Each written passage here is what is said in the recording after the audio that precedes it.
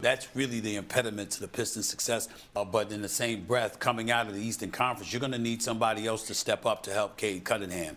And it's got to be somebody other than Jalen Duren. It's got to be somebody from the 1, 2, or 3 position. But in the end, when you come down to the wire and you need clutch baskets being made, it would help to have another option other than just Cunningham if you really, really want to make the most of the opportunity that will lie in front of them. Whether it's a Tobias Harris, who you got? You got Osor Thompson, you've got Duncan Robinson. These are not guys that you can rely upon to come through for you. So that's really the impediment to the Pistons' success. That's why you don't see anybody picking them to win the championship. You're thinking they could come out of the East, but you don't think they can win the championship because you're devoid of that secondary scorer. The issue, however, that works to their benefit is that even though they struggle to score, they don't struggle to stop people from scoring. And you do win. You do win when you can stop people. Yeah. They can stop people. So they have that to their advantage, which means that most contests against them are going to be tight.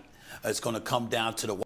Yeah, they are a very, very good defensive team. When you look at their numbers across the board defensively, they're top tier in the league in every major defensive category, including defensive rating. So that will actually help them. In fact, the 2014 offensively was actually worse than this team. But as far as scoring, no, they didn't have anybody on that team that averaged 25. To the wire, and we'll see whether or not they're capable of making the most of it.